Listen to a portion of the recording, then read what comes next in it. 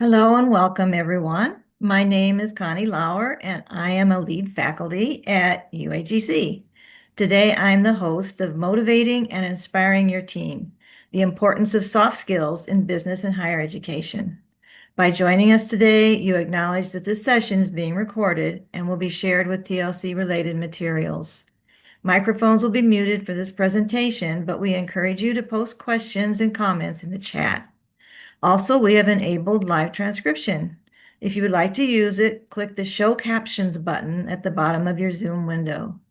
Now I'm pleased to introduce you to Bill Davis, Program Chair of the BA in Operations Management and Analysis at the University of Arizona Global Campus, Larissa Armstead, Student Success Program Coordinator at UAGC, and Kira Heskey, Associate Director, Learning Support at UAGC, along with their panel of impressive and committed educators. So take it away, Bill.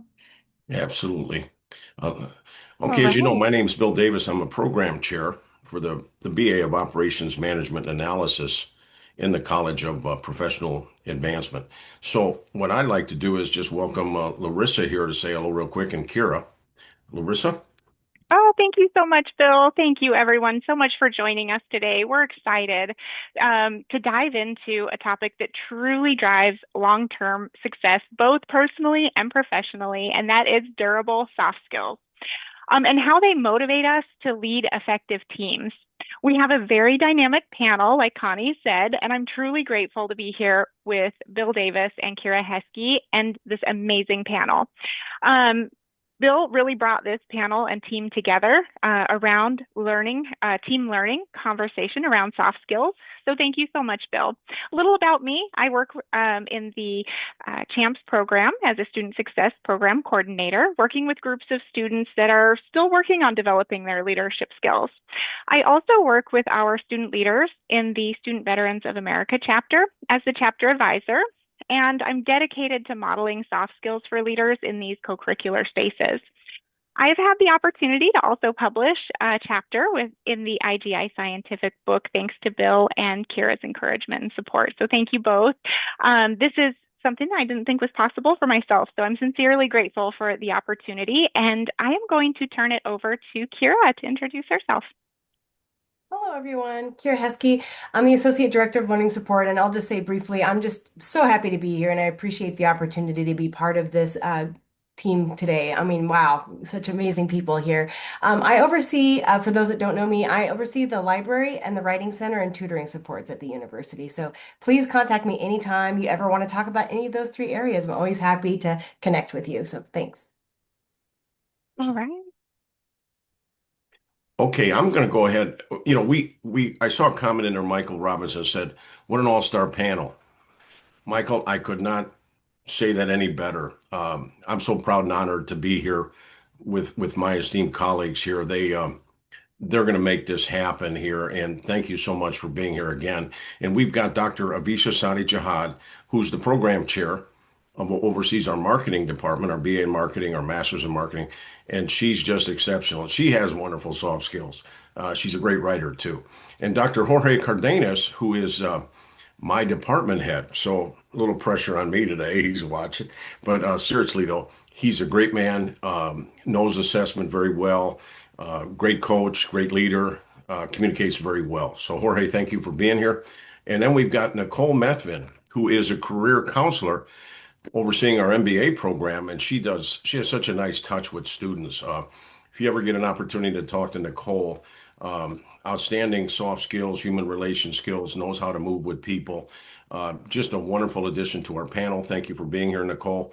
Caitlin Sprout, she's in assessment, and I'll tell you what, she really understands the data, the numbers, always very supportive. Her customer care and service, I know when I call her, is second to none. Highly motivated, extremely cooperative. She's always very enthusiastic. So thank you for being here, Caitlin. And then I'd like to say that we have a special guest here, Fatima Zara Zoli. And I apologize if I pronounced that wrong, but Fatima wrote a chapter in our book here, and I got to know Fatima, and she is absolutely exceptional in terms of soft skill area. She's put a chapter in our IGI scientific publishing book here. And believe me, she interviewed me. I just think the world of her. And I see her adding so much value to our UAGC community. Thank you for being here, Fatima. And then I'd be remiss if I did not say we've got an exceptional mentor here in Ernest Walker. And Ernest Walker is constantly leading, lifting, equipping the champs team for success. He works closely with Larissa, and Larissa just sings him praises. I've recently gotten to know Ernest through my work in champs, and believe me, he is just a wonderful human being and it's a pleasure to know. Dr. Michelle Majors, I'm the co-chair with her in the culture of care. She lives the culture of care. She embodies those values. Believe me, she cares about people. She's overseen our psychology programs here. She's highly engaged in the university. She's an outstanding professional, and I'm so honored to have her here. We're honored to have her here today. And then Stephanie Heald, who I took something from Stephanie and Letitia as I would work with them, because Stephanie's tagline is be a difference maker. And believe me, her positivity and her professional presence is second to none. I've seen her at commencement a few times and highly engaged, extremely cooperative, always very welcoming. She's a team player, and we're so happy that you're here, Stephanie. Thank you so much. And then we've got Letitia Shipley. And I had the pleasure and privilege of watching her pre-recorded video last year, and I believe it was in the culture care program, yeah, culture care, and you truly showed your passion, your purpose, your care for students. You're a professional. We all are professionals in here, and you just do an outstanding job when it comes to relating to students and giving your very best and going over and above. So thank you, Letitia, for being here. So with that said, let's move on to the next slide, Larissa. Okay, you're on. Oh, thank you. All right. Well, let's go ahead and I'll go back to that here in just a moment. So thank you all so much for joining us. As we go through this presentation, we would like to hear from the audience. So if you're out there, for everyone joining us today, welcome. We're happy to have you here. Today, we're going to explore soft skills, also interchangeably known as durable skills. Please put your questions in the chat and we'll be sure to address them at the end. If you have a specific question for one of our amazing panelists, please put their name in front of the question so we can direct it to them. We also have an interactive activity for you. It's optional, but we hope to gather your feedback for further durable skill exploration and bring feedback to life in a conference proceeding. If you see the QR code on the screen throughout the presentation, pull out your phone or tablet and go ahead and scan that QR code to interact, or check the link in the chat. JD is going to go ahead and put those links in the chat as we go as well. We would love to hear your thoughts about soft skills and leadership. So let's get started.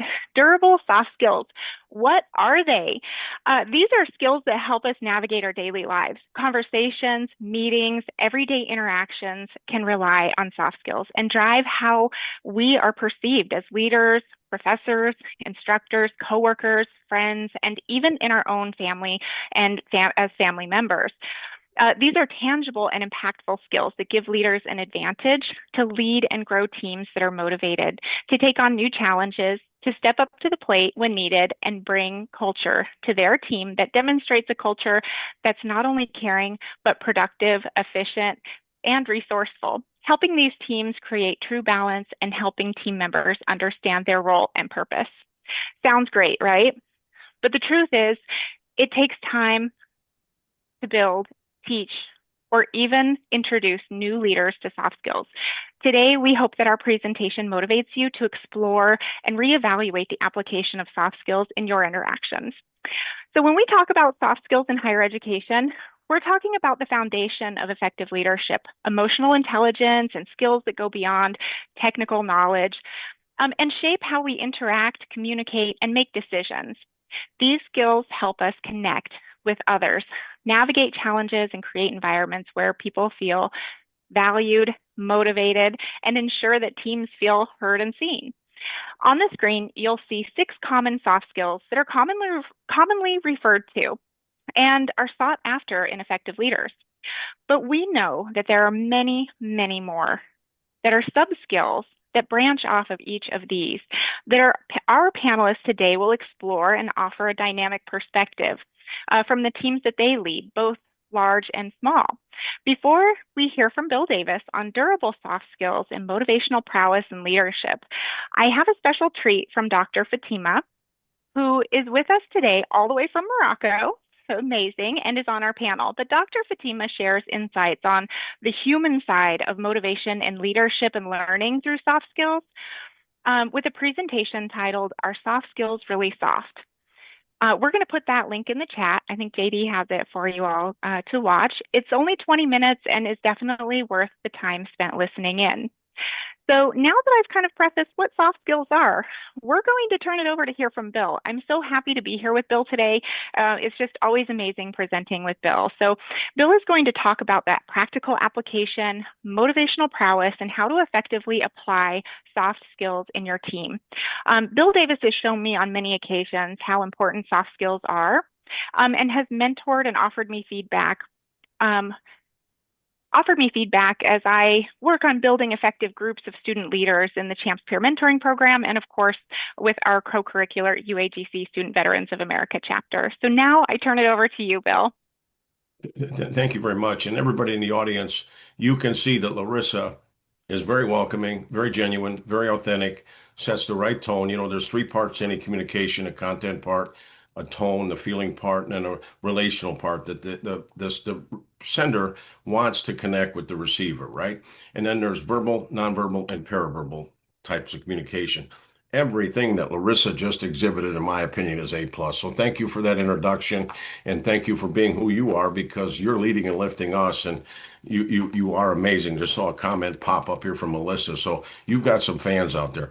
Now, here's all I want to do really quick is I want to talk to you a little bit about a picture's worth 1,000 words. Now, this is my career, I guess we could say. These are just a collection of a few pictures that I just wanted to point out that throughout my journey, I had to learn how to communicate. You know, I come from a sales marketing background, administrative background, operations.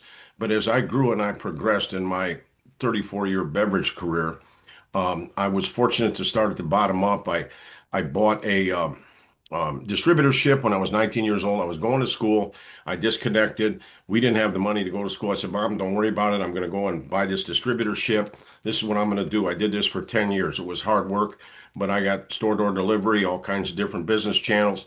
I learned how to communicate. I learned how to talk to buyers, customers, you name it, you know, whether I was in a hospital with a vending machine or a grocery store, but it was hard work. Most of the market was in glass back then. That's me pulling a 52-pound orange crush case, so for whatever that's worth.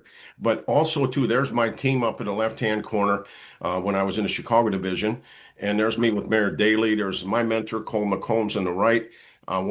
He used to say it's all about people, process, structure.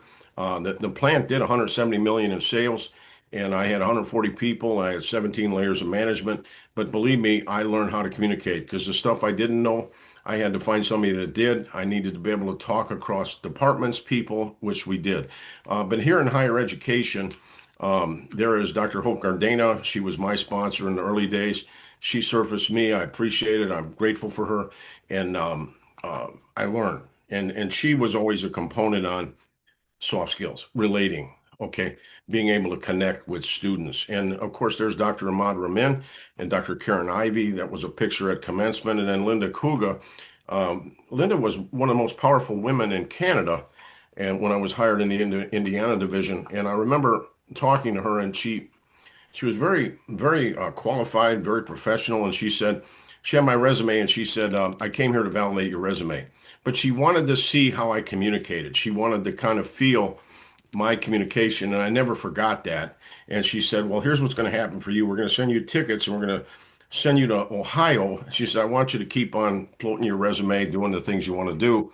But she said, you're gonna find the right fit with us in our company. I never forgot that, but that was a buying signal. She said, I'm interested. So, but my communication ability did that for me. Now, here's all I want to say. Maya Angelou says, people may forget what you said or did, but they'll never forget how you made them feel, right? The empathy part. So let's go to the next slide. Let me tell you, And we're doing good on time. We've only been in this 15 minutes, so we are going to have a wonderful time with our panelists. Believe me, that's the best. The best is yet to come. So I'm just kind of setting the stage.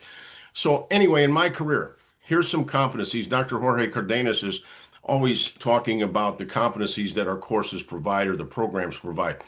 In the BA of Operations Management Analysis program, for example, you'll gain technical expertise, organizational ability, motivational prowess, analytical aptitude, decision-making proficiency, and maintaining quality standards. Now, that's been a part of my life, all of this, and I've shaped that through my background and through education, and I'm grateful for my education. And now here's the thing that I highlighted that I believe is my strength. Okay, we all have to know ourselves. Ben Franklin says there's three things that were hard in life, right? This is an old wisdom I heard. He said steel, a diamond, and knowing yourself. You have to know yourself. You have to know how people may perceive you. You have to know how you come across too a little bit. And when you lead with empathy and you communicate well and you practice good soft skills. I have Dale Carnegie training. I'm a certified positive leader for John Gordon. I believe in those types of training, which is based on positive psychology, etc., because it helps me connect with people. Everybody in this room I was able to connect with. Okay. There's some kind of connection with them all. And I'm proud of that. And I'm proud of the rapport that I built in the relationship. But here's what happens when you get with a team. When you have good motivational prowess in the form of strong leadership, and I have a passion for leadership. My degree is a master's in organizational leadership.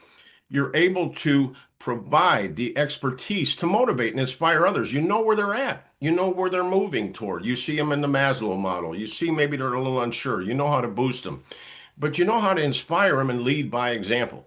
And you foster a supportive and diverse team. You're a transformational leader. You're looking out for their greater good and their best self. So there it is. There's the competencies I believe I've gained throughout all my experience and through my education. And I really value my education. It helped me progress in my business career. So, with that said, we got 45 minutes here. Let's turn it over. I think Kara's next. Am I right? Awesome. Thank you so much. Okay, so first thing I'm going to say is I just appreciate how Larissa and Bill, how you set the stage to this for this conversation about soft skills.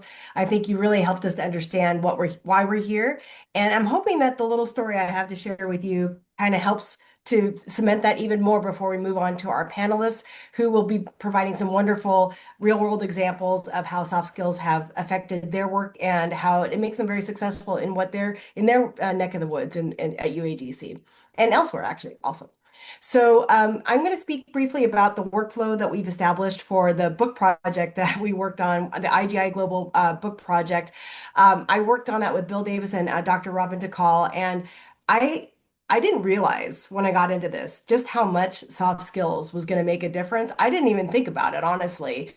But without those durable skills, without being able to tap into some of those, I honestly don't think that this project would have been successful. And again, I did not know that coming in, like how much it would come into play. So I'll kind of talk through a little bit about that.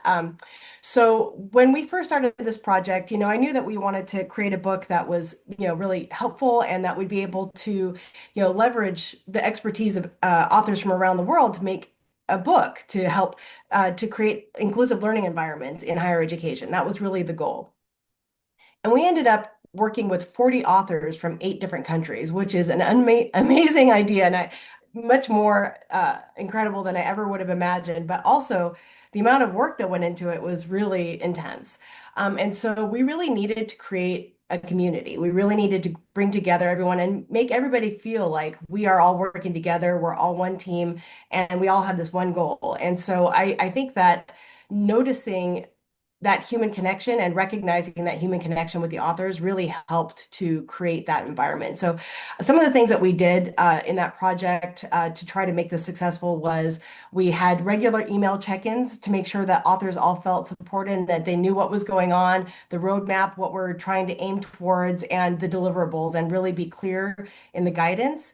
And we also created some drop-in office hours, which many of the authors did leverage. So like FaceTime, human connection, where we're in person together, well, as in person as we can be in a virtual environment, where we could connect and answer questions and make sure everybody understood what they needed to do and that they had support. They were not doing this alone, that we're all working together. And I think that that made a big difference too. And we even had a party at the end, like a publication party, virtual party where everybody came together just to celebrate the fact that we made it through. My goodness, we actually did this. So during the process, there are many deliverables, as you can imagine, with the book projects, so many different things, the chapter submissions, the revisions, peer review. And throughout it all, there were little hiccups, there's little bumps along the road. And one of the most important things that we were able to do is to step out and say, okay, you, as a human, as a like connecting together, what can we do? What can I do to support you? What can we do to get you to the finish line?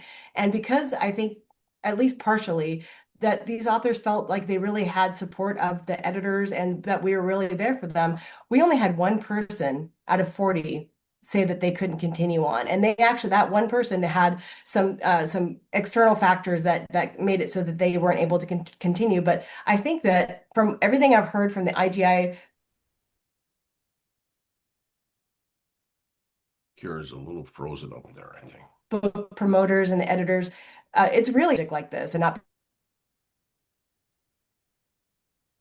be able to complete. And so because we had two books out of this rather than one, which is amazing. It's, again, an outcome we did not anticipate. But again, it's because we had so much buy-in and the community we created through the soft skills, I do believe is a big factor for why we were able to create not one book, but two, because we had so many people that were really bought in. So in the end, I'll just say people matter. And you really need to make sure you're setting the right tone. Whenever you have a group that you're working with, make sure they know that they come first and, just do everything you can to grow and nurture those relationships. So I'm going to hand it back to Larissa now to introduce our amazing, incredible, remarkable panelists they're going to give you some real world examples of soft skills and how they leverage these skills in their daily work and how it benefits everyone. So thank you all. And I appreciate again the opportunity to be here. Thanks. Oh, thank you so much, both Bill and Kira. Well said. Now it's our turn.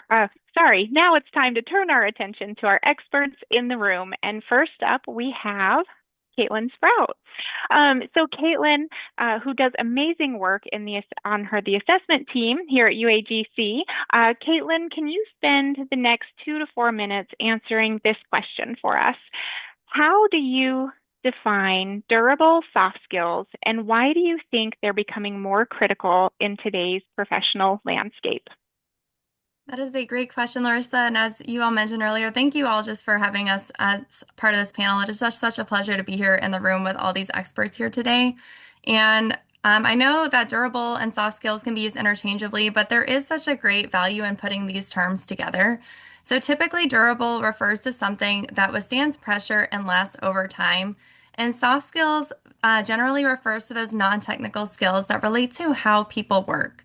So when we're considering durable soft skills, these are the skills that apply not just to one occupation or period of time or generation, but they really stood the test of time and are used in all professions. When understanding how these skills apply in today's workforce, I really like to look at what our students have to say and giving them a voice in the room also, since many of them are working professionals seeking advancement in their career. As Bill Davis mentioned earlier in our courses and within assessment, we really focus on competency-based education. And this is even fundamental to our general courses that we have at the university. And I have the privilege of serving as an associate professor teaching Gen 101, our entry point course. And students rank their top 3 soft skills in a discussion explaining how they apply to their professional goals. One of my students shared in the course, as someone who is currently serving in the military and working towards becoming an entrepreneur, I understand how valuable soft skills are in both leadership and business. My long-term goal is to one day own and operate my own marina, which will not only require technical knowledge, but strong personal and professional skills. The student's response really highlights how soft skills complement the technical knowledge and skills required in business and leadership, providing a strong foundation for personal success and growth. Our students also have the option to choose which soft skill they think is the most important out of all of the others in an optional poll activity. And of the responses received when I submitted my response about a month ago, the highest ranked soft skills selected by over 20% of our students is communication, followed by leadership and a strong work ethic. And really, we can see how these all tie into our academic success, our personal and our professional success. So when considering today's workforce, these skills support our individual, group, and organizational effectiveness across diverse contexts. While technical skills and knowledge are required in professional roles, soft skills define positive behaviors that support our individual performance and group dynamics. So thank you again for having me here with us, and I look forward to hearing what all the other panelists have to share here today. And Caitlin, I just want to say what an outstanding job you did connecting that with your students, to help them rate that because that brings it to life. So thank you. Larissa, back to you. Yeah, wonderful. Thank you so much, Caitlin. It was wonderfully said, and thank you for sharing your definition. It is important that we understand soft skills look different in different roles and may vary depending on organizational goals as well. So I appreciate that. If anyone has a follow-up question or comment for Caitlin, please put that in the chat for us. Next up, we have someone that I recently got to work with and immediately felt a strong motivational prowess and leadership. Dr. Heald, in 2 to 4 minutes, can you please share with us how can higher education institutions better integrate durable soft skills into curriculum or student leadership programs? Yeah, thank you, Larissa. And I just want to pause for a minute. Bill, you gave us such a great introduction on the way in, but when you asked me to be on this panel, an instructor who came to mind, who is an exemplar, a model for soft skills, is truly you. So I thank you for that. Yes. So into the question, when we think about how we are going to get these soft skills into curriculum in higher education, what we really want to do is just think about these as not optional qualities, rather core competencies. So these durable soft skills in higher education are like the foundation of our building, right?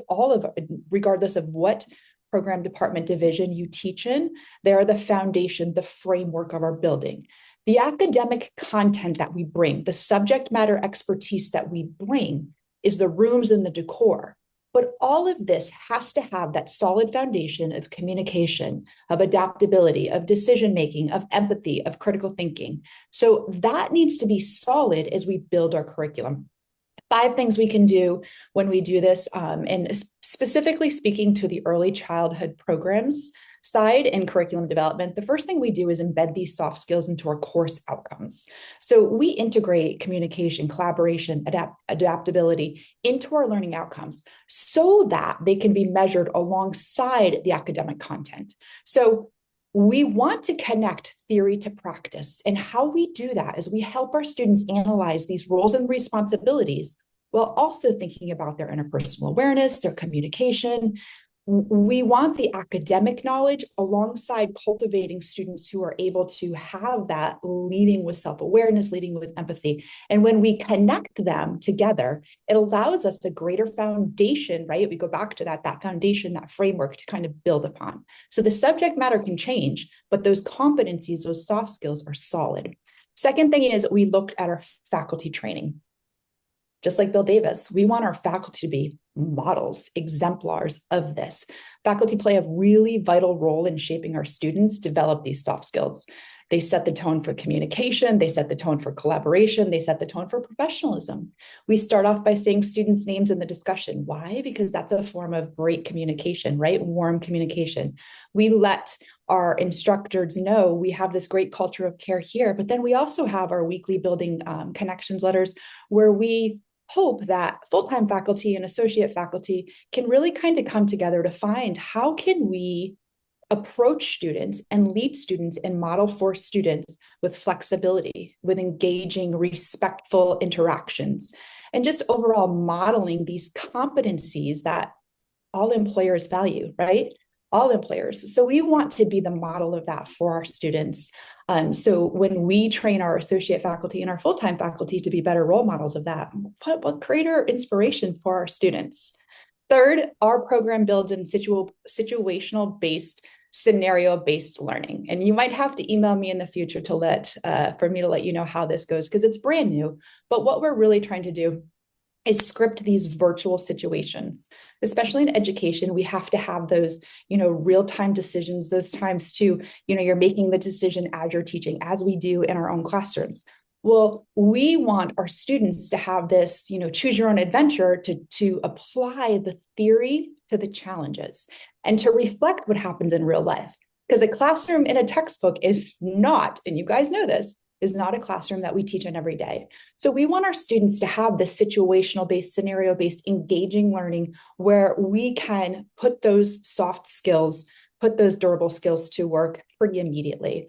We hope that building these will allow for them to practice empathy. We can allow for them to kind of strengthen their professional judgment and emotional intelligence in the moment, which is something we could all benefit from.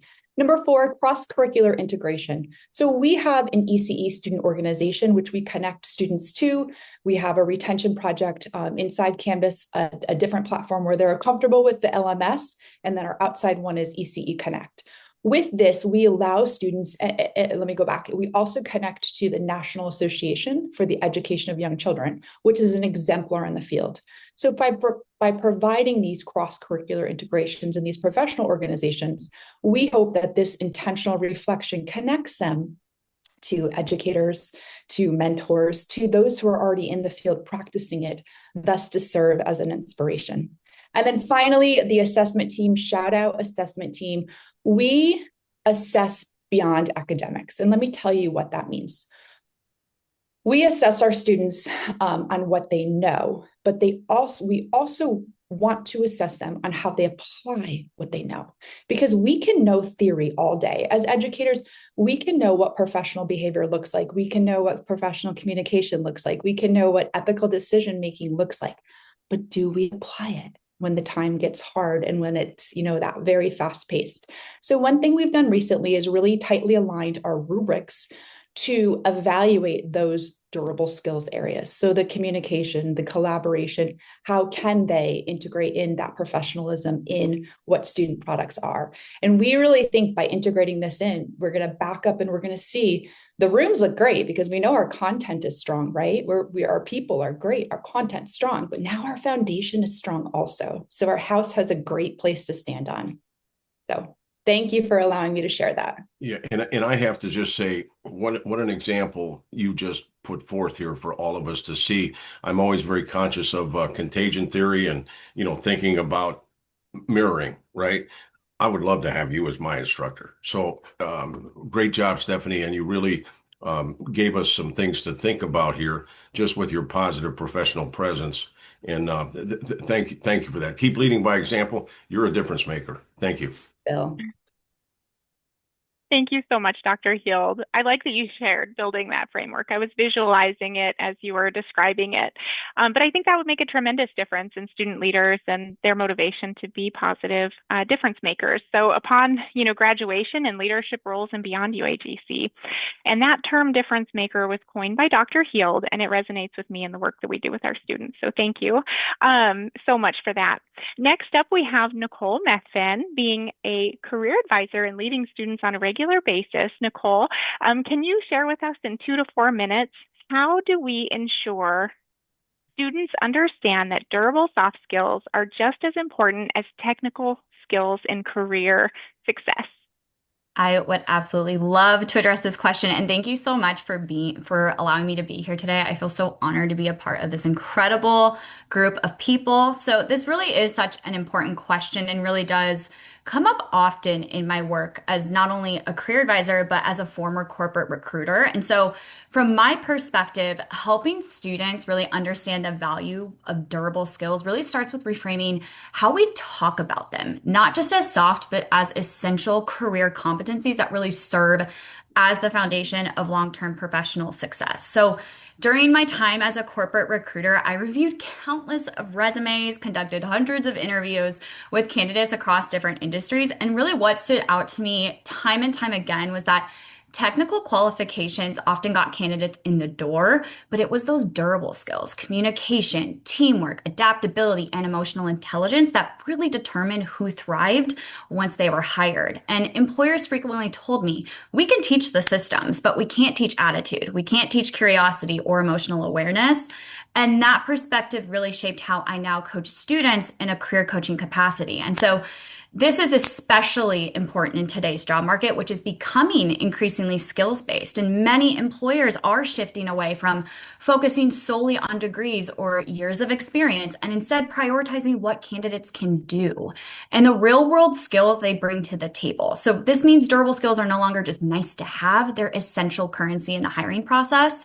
And candidates who can demonstrate communication, adaptability, and critical thinking really stand out, not just to recruiters, but to organizations that value long-term potential over short-term credentials. So when I transitioned from being a corporate recruiter into career coaching, I really tried to make it a point to bring those industry insights directly into my student coaching conversations. And I really try to help my students understand that these skills aren't abstract. They're observable, they're measurable, and they are highly valued by employers. So for example, during resume reviews, I'll work with students to transform generic bullet points into powerful examples that really highlight how they've solved problems, how they communicated across teams, or really how they adapted to new challenges. And so we might take a bullet point that says helped customers with inquiries and turn it into communicated effectively with diverse customers to resolve issues and enhance satisfaction, which really reframes everyday experience as a durable skill employers recognize, especially in a skills-based hiring environment. And then in our mock interview career coaching appointments, I often find myself coaching students who feel nervous about behavioral questions by helping them to identify real life stories that demonstrate skills like resilience or teamwork. And if a student once balanced work, family, and school while maintaining strong grades, I try to help them see that as a story about time management, adaptability, and perseverance, which are all highly sought after durable skills that speak directly to their employability and their potential.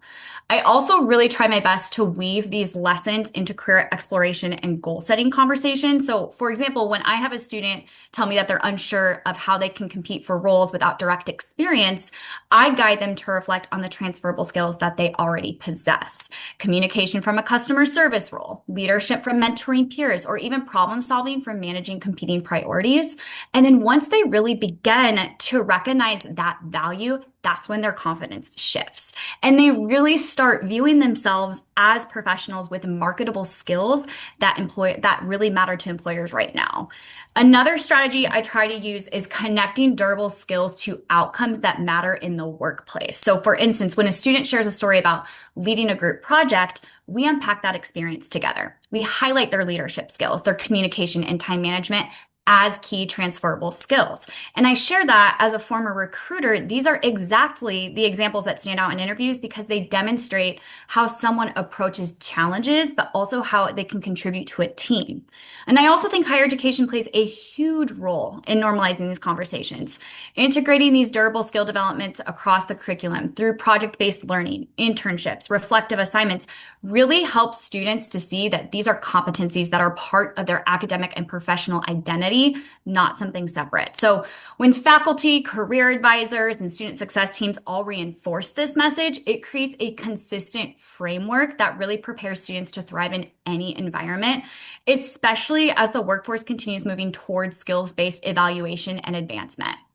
And another piece, and probably one of the most important pieces, is encouraging self-awareness. So I often find myself reminding students that understanding their own strengths, their own communication style, and their own areas for growth is part of emotional intelligence and one of the most in-demand durable skills in the workplace today. And when students really take the time to reflect on how they handle their own stress, how they receive feedback, or really how they build their relationships, they're developing the very competencies that make them adaptable and resilient professionals. And ultimately, ensuring students understand that durable skills are just as important as technical ones means showing, not just telling, how these competencies translate into career success. And it's really about empowering them to weave these skills into their professional stories with that intention and with that confidence. And I tell my students, technical skills may help you get the job, but durable skills help you to keep it and continue growing long after your first role. So as educators and as career professionals, our role is to really make these skills visible, valuable, and validated, and to help students recognize that who they are matters just as much as what they know. And when we do that, we're really not just preparing them for their first job, we're preparing them to thrive in a rapidly changing skills-based workforce and for lifelong career success. Nicole, you just added a ton of value. Thank you. And Thanks, Bill. I have to tell you, I'm always active listening and I'm taking nuggets from this and writing down some notes. And thank you so Good. much. And what I'd just like to point out here is that you are highly motivated, very enthusiastic, extremely cooperative, and your soft skills attracted me to connect with you. And we built a relationship and so forth. And we collaborate well for students together. So that's just an example of what you got there. And I'm always looking at the emotion and things, E for energy and M for motion, right? You're in motion. You're adding value to students. Thank you so much for that. Larissa, I'm going to turn it back to you. Oh, thank you, Bill. Well said. I was going to mirror that and say that I could listen to you talk about soft skills for an entire hour. You need an entire session. Nicole, amazing. You do have a gift when it comes to soft skills, and it's great to hear that shift is happening in organizations and focusing on durable soft skills. That's incredible. I love the way that you approach coaching and helping students recognize skills in their everyday interactions and building confidence. It's so amazing.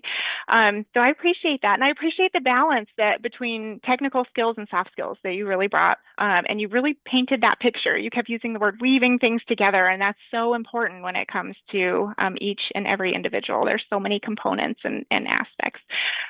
So next up, we do have a guest for you today from our Distinguished Mentor Council, who is a student leader. So we'll get a little bit of a different perspective here.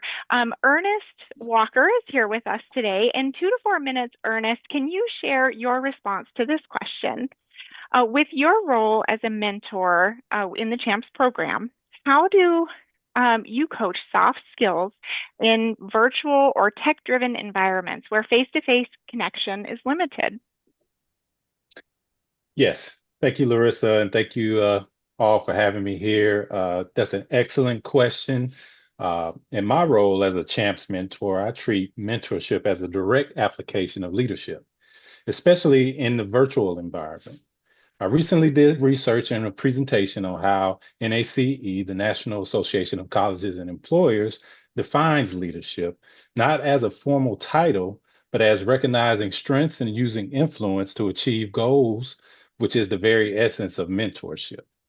So how I coach soft skills virtually is by actively modeling the leadership behaviors that we teach to students.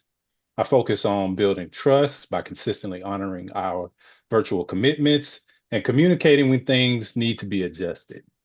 I also act as a role model by demonstrating a positive solution-focused mindset.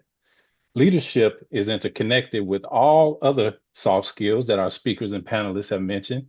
Our mentoring relationship in CHAMPS becomes the classroom for those skills. We practice effective communication in our calls. We use teamwork to tackle challenges, and we apply critical thinking to plan their academic and career goals. In a tech-driven setting, you have to be more intentional, but by embodying that leadership skill, you are inherently coaching all of the other soft skills at the same time.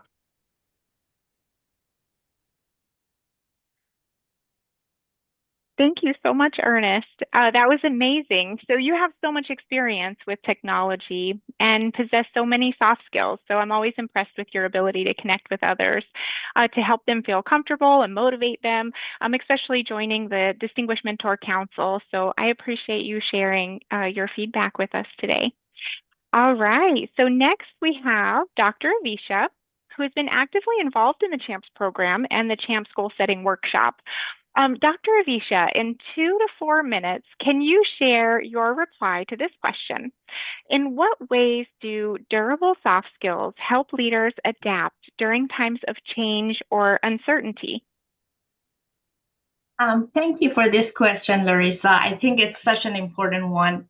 When I think about durable soft skills, I see them as human anchors that help leaders navigate uncertainty with confidence and grace.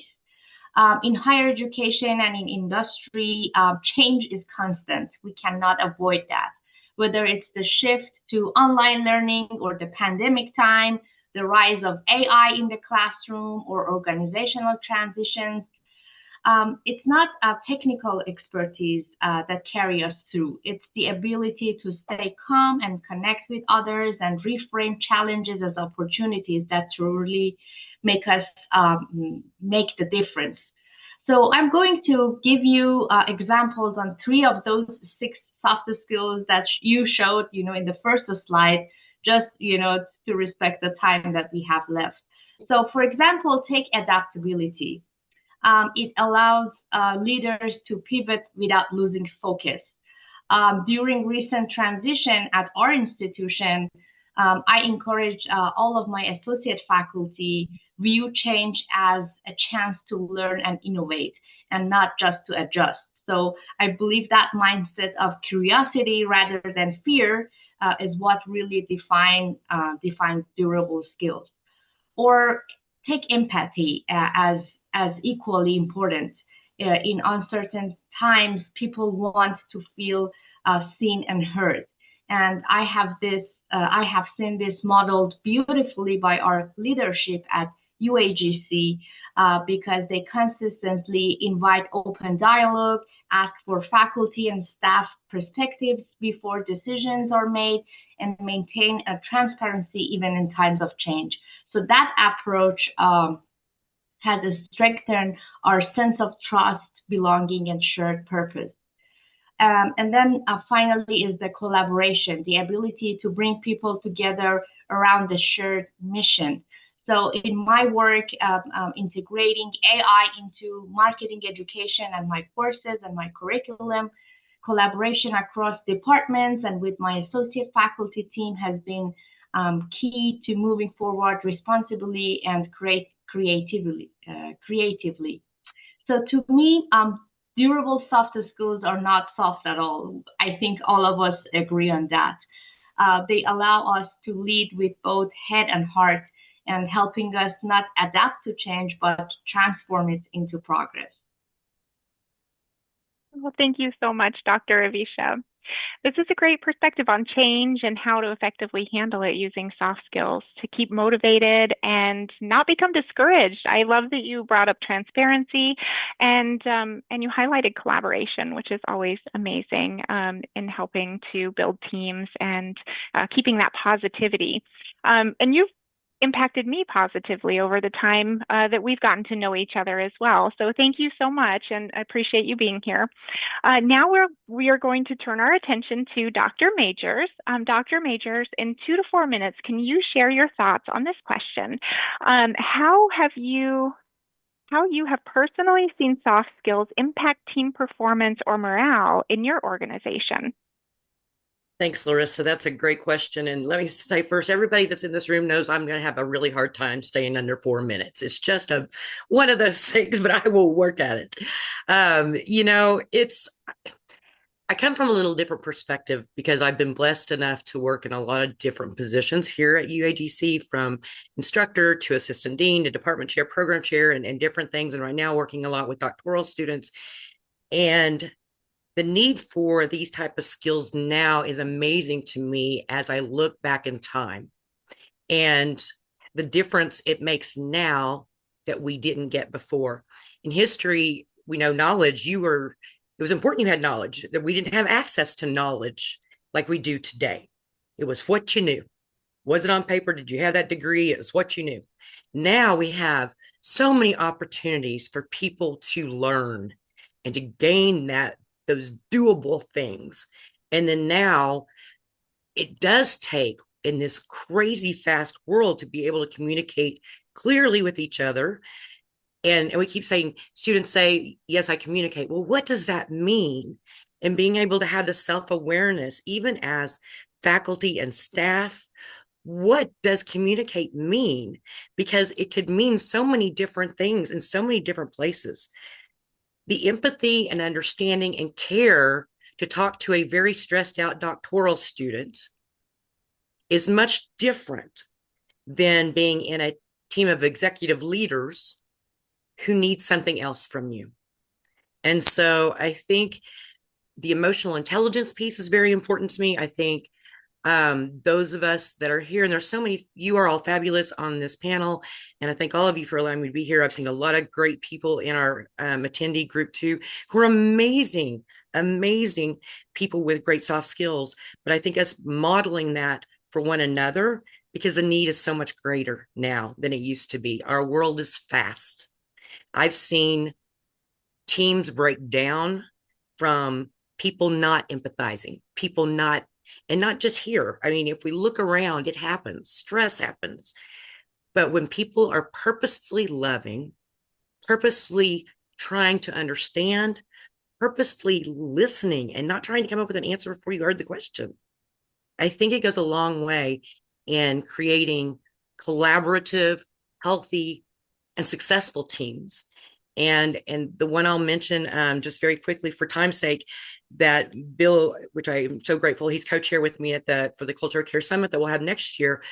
The planning committee this year was amazing. But one thing I've noted huge from the last three years of doing this, I've grown. I've gotten better at listening. I've gotten better at knowing and hearing the ideas of people. And I'll guarantee because of that and because of the amazing people, this summit will be better than ever. But we can't stop growing in this area. We have to continue to be aware of who we are in certain environments if we want to make a successful difference in other people's lives. Oh, Dr. Majors, thank you so much. That was amazing. And really, emotional intelligence is so important, and I think you nailed it. We just have to be adaptive in our conversations and interactions, depending on the audience and environment. So thank you so much for sharing that. And you did paint a very good picture of the importance of building that positive morale and being able to utilize our skills to build our teams and keep them organized and moving forward in the right direction. So thank you so much. Next, we will hear from Dr. Fatima. Dr. Fatima, in 2 to 4 minutes, can you please answer this question? Can you share a story where a durable skill like empathy, adaptability, or communication made a measurable difference in achieving a positive outcome? Yes, sure. Okay, thank you all for being here. Thank you for the opportunity. I can think of a story that linked what Dr. Phil and the other colleagues have just shared regarding empathy and care and other soft skills that are actually important nowadays. I think back to the pandemic, if you still remember. So when the pandemic swept across the world, classrooms everywhere fell silent.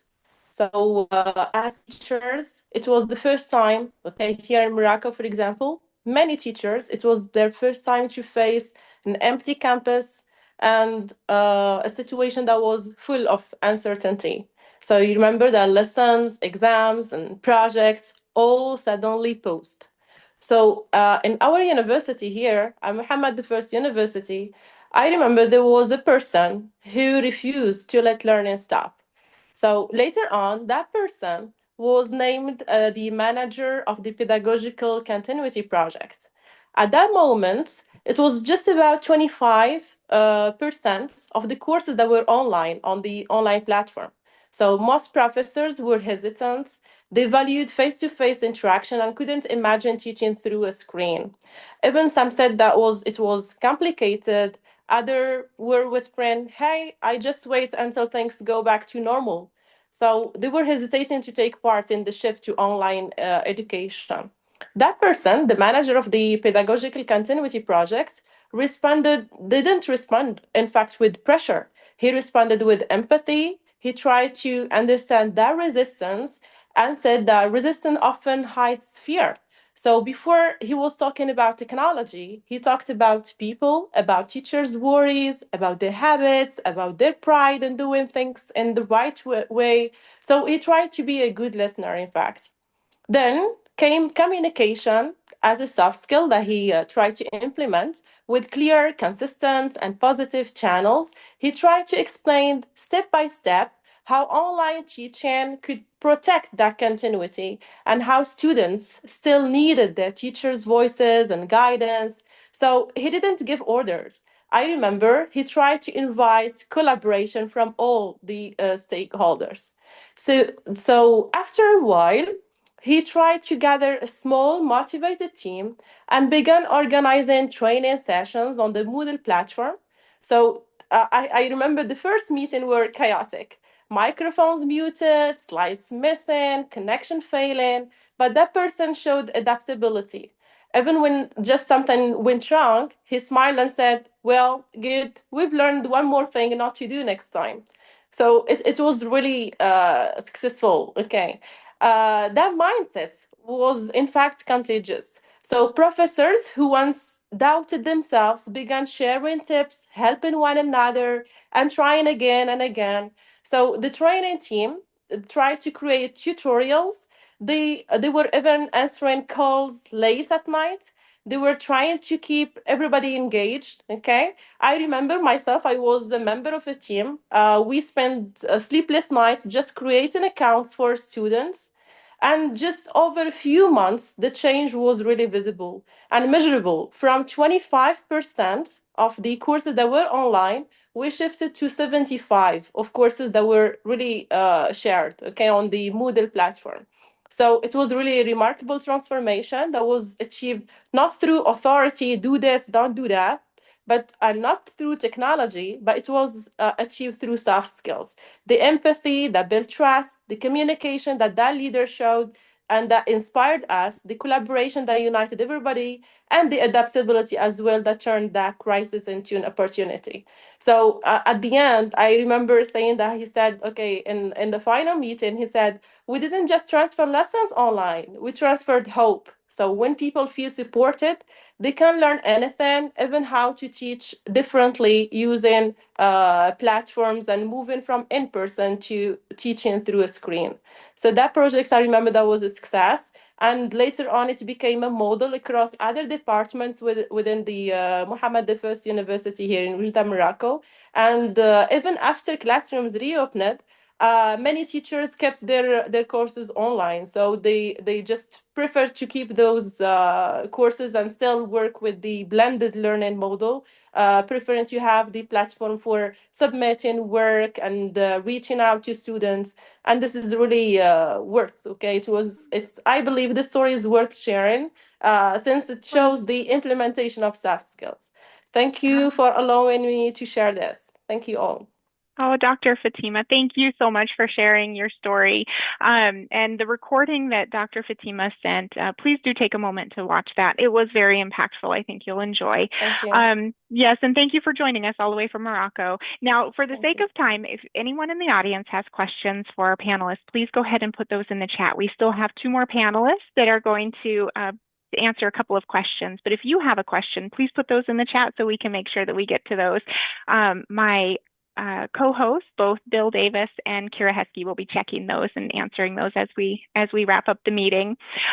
So next up, we have Dr. Cardenas, and we'll be hearing from Dr. Cardenas in about 2 to 4 minutes. Can you please share your reply to this panel question? How can leaders act as coaches to develop durable skills in others, and what practices have you found that work best?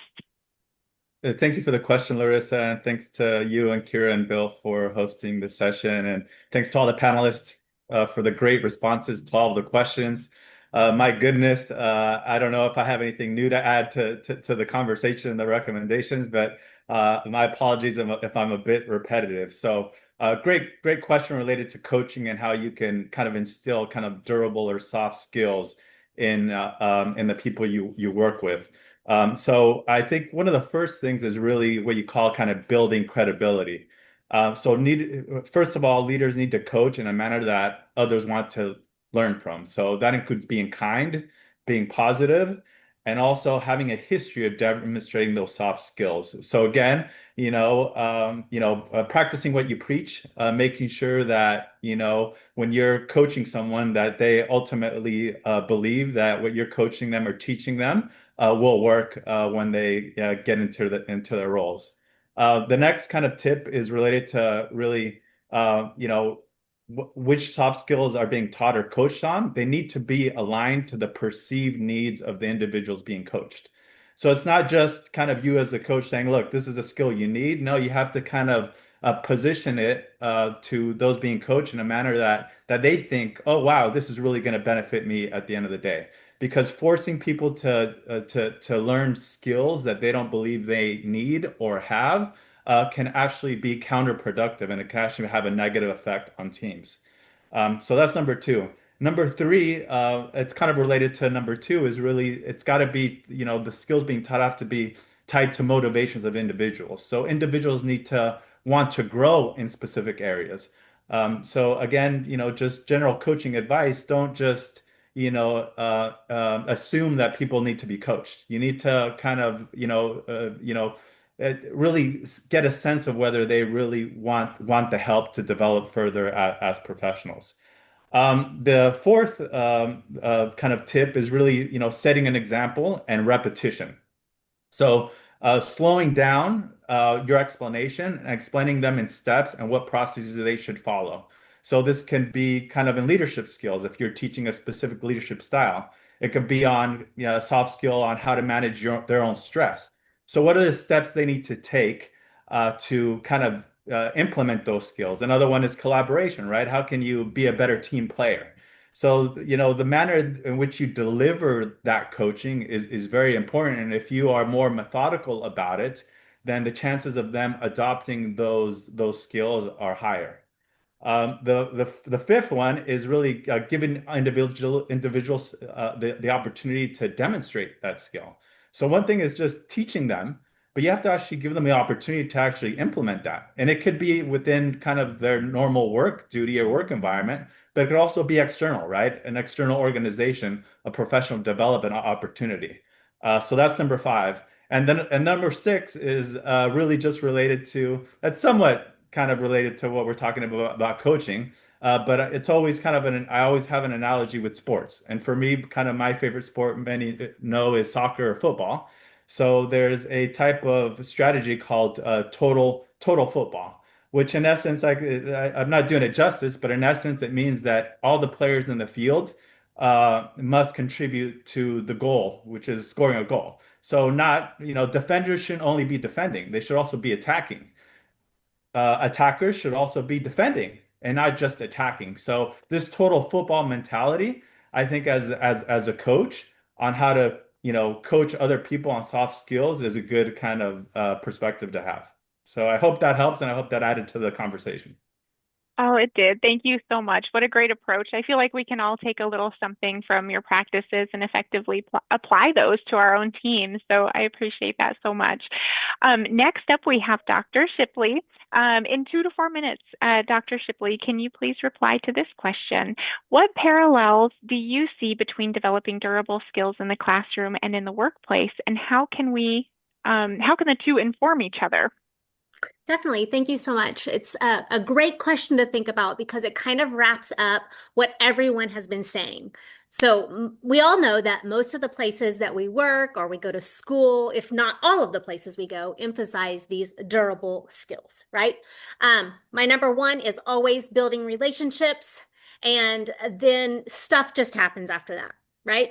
Like communication happens after relationships, collaboration happens, critical thinking, adaptability, and these are all essential for those long-term successes for anyone. Those are skills that are long-lasting, transferable, like everybody's been saying.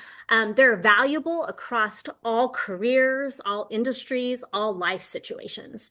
So developing these kind of skills enables you to navigate those challenges and work effectively with others by building relationships and contributing meaningful ideas to shared work, shared projects, different goals.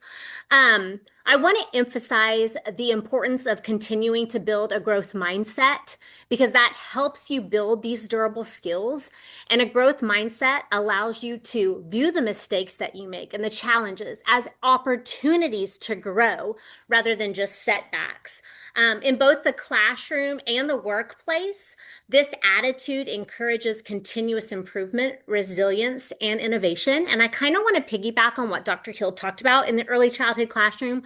We try to add all of these things into our ECE courses. And I know we're running short on time, so I don't want to keep everybody here. So Ultimately, the development of durable soft skills lays that foundation for success in the workplace, in school, while sharing experiences that can turn and deepen into refine those same small skills that become bigger. So the two environments reinforce each other, creating a cycle of learning and growth that lasts a lifetime. Oh, thank you so much, Dr. Shipley. I didn't want you to feel rushed at the end because what you were saying was so important. And I feel like you did tie everything together for us by sharing that parallel between the classroom and workplace. And I love the comment in the chat that says you pump everyone up around you and instill the belief that they are capable of great things. So thank you so much for being here, and thank you for that. As we wrap up, JD put a link in the chat for that final interactive activity. I am going to turn it over to Bill and Kira just to say a couple of final words. And thank you all so, so much for joining us. All right, Bill, Kira. Well, the only thing I'd like to say is let's give all the presenters a round of applause, because where I really took so much out of this, I took something from everyone, and I know the audience did too, because they come to these sessions looking for value, right? And looking for someplace to grow, to navigate, to get better. Tisha, that was outstanding. Love how you bundled all that in there. I'm learning a lot on both sides here, from the educational side, from the business side. But I just think these presenters were amazing. Can we go over to the button here and just give them a round of applause in the react section here? Because I'm going to press my button right now, and I'm going to throw a big heart out there. And then I'm also going to throw a round of applause. Just want to show some appreciation to everyone here that participated. Larissa, you did a fantastic job. Fatima, thank you for your examples. Dr. Cardenas, always love listening to you. And I can tell you that we got one team. We're better together. This is a great learning community. UAGC is a great family. We're doing great things for students. So that's all I want to say. I want to send a big thank you to everyone for attending and for presenting. And I'm going to turn over to Kira for the final words. And then back to you, Larissa. You can close out. No, zero need for me to say. You said it all. You guys are amazing. So thank you all for coming. Larissa? Oh, that's it from me. That's I it? know we're Okay. over time, so I We're over time. appreciate you all. I appreciate all of the panelists being here, and yeah, thank you so much. Thank you. Thank you all. Thank you.